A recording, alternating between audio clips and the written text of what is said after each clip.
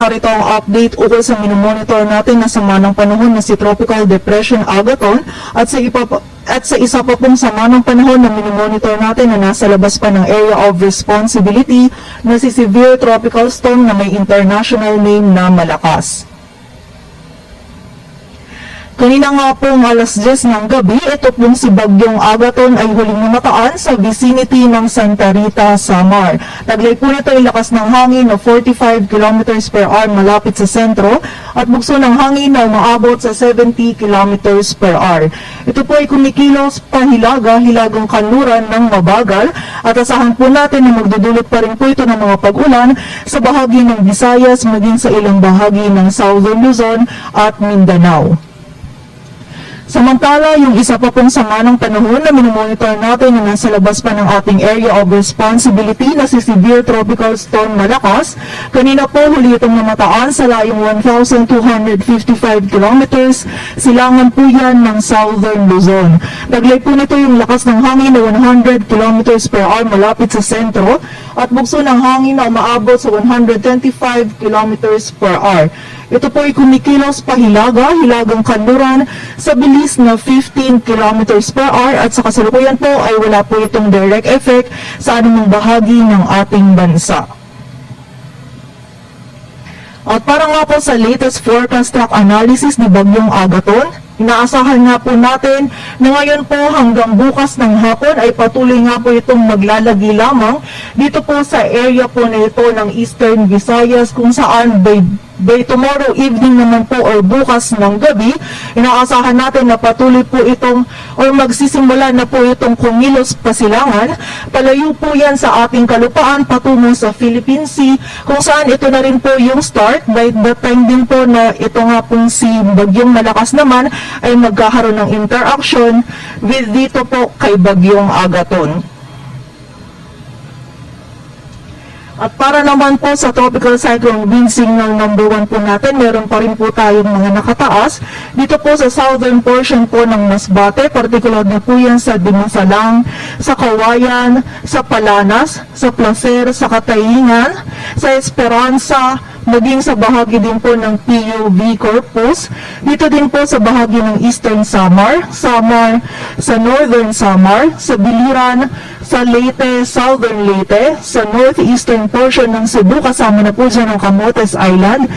particular na po yan sa Daan Bantayan, Medellin, sa City of Bogo, Tabogon, Borbon at Sogod, maging sa bahagi din po ng Dinagat Islands kung saan yung mga nabanggit po na lugar na yan ay makaranas pa rin po ng mga malalakas na hangin na dulot ni Bagyong Agaton kung saan ina-expect po natin na posible po itong magdulot ng mga minimal to minor damages lalo na po sa mga structures na gawa sa light materials.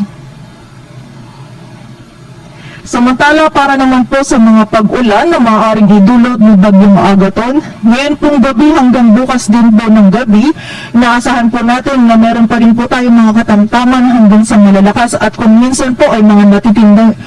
matitindi pa pong pag-ulan sa bahagi po ng Eastern Visayas, Sorsogon, Masbate, sa northern at central portions po ng Cebu, kasama na dyan ang Bantayan at Camotes Island, sa bahagi po ng Aklan, Capiz, sa Iloilo, sa Antique, sa bahagi po ng Guimaras at sa northern and central portions po ng Negros Province. Samantala, asahan din po natin yung mga light to moderate at kung minsan po ay mga malalakas naman na pag-ulan sa bahagi po ng Mimaropa, sa Dinagat Island, sa Zamboanga del Norte, sa Quezon, maging sa nalalabing bahagi po ng Visayas at Bicol Region. Kaya muli po, pinapaalalahanan natin yung mga kababayan po natin sa mga nabanggit po na lugar na yan na mag-ingat po at maging alerto sapagkat magiging mataas pa rin po yung banta ng pagbaha at pagguho ng lupa and also makipag-ugnayan din po tayo sa ating lokal na pamahalaan para po sa mga aksyon na maaari po natin gawin para sa ating kaligtasan.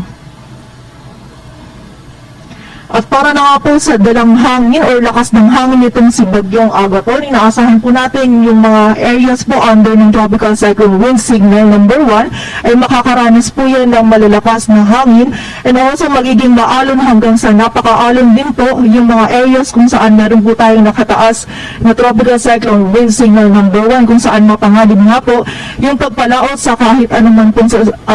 uri ng sasakyang pandagat. Kaya hindi din po natin ina-advise or pinapayagang pumalaot dyan yung mga kababayan po natin mangingisda, pati na rin may mga maliliit na sasakyang pandagat. At para nga po dito sa track and intensity ni Bagyong Agaton, inaasahan nga po natin ngayon po hanggang bukas ng hapon, yung patuloy nga po itong maglalagi dito lamang po sa vicinity ng Samar, Leyte, Biliran, bago po ito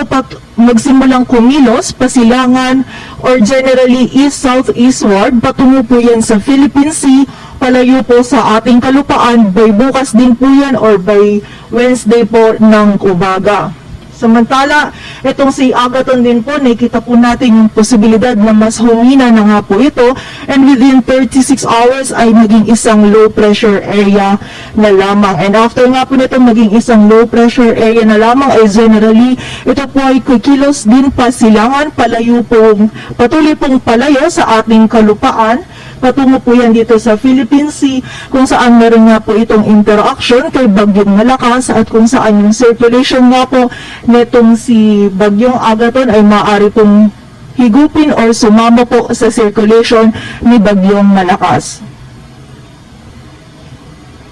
At para naman po sa track and intensity ni Bagyong Malakas, naasahan nga po natin na in the next 12 hours po ay ito po ay patuloy nakikilos pa north-northwestward or hilagang-hilagang kanluran. And dahil nga po sa mga analysis po natin ng mga nakalipas na oras, ay meron po itong bahagyang eastward na shift po ng movement niya. Eastward po is palayo po ng bahagya dito po sa ating Philippine Area of Responsibility, kaya nakikita po natin na bumababa din po yung chance na ito ay papasok sa ating Area of Responsibility. Ngunit hindi pa rin po natin nire-rule out na papasok itong si Bagyong Malakas sa PAR, and by that time po nakikita natin na short period lamang yung ilalagay nito sa loob ng ating Area of Responsibility, kung saan by tomorrow evening po, bukas ng gabi or sa Wednesday din po ng umaga ay maaari nga po itong mag-turn na northeast or palayo po or palabas po muli sa ating Area of Responsibility. And also, nakikita din po natin na si severe tropical storm Malakas nga po ay meron pa rin chance na mag-intensify or maging isang typhoon. And yung peak intensity po nito ay maaari po nitong ma-reach pa by Wednesday evening. And also, nakikita po natin din ayon sa ating latest analysis na itong si Bagyong Malakas ay hindi po ito magkakaroon ng direct effect sa ating bansa, maliban na lamang po sa maaari po nitong idulot ng mga maalon or napakaalon po na kalagayan po ng ating karagatan dyan po sa area ng northern at eastern seaboards po ng Luzon, maging sa eastern seaboards po ng Visayas at Mindanao, kung saan pinapaalalahanan nga po natin yung mga kababayan po natin dyan na papanganib po yung magiging pagpalaot po dyan sa mga susunod na araw, kung saan ito nga po si Bagyong Malakas ay maaaring bahagyang lumapit sa ating Area of Responsibility or pumasok sa ating Area of Responsibility.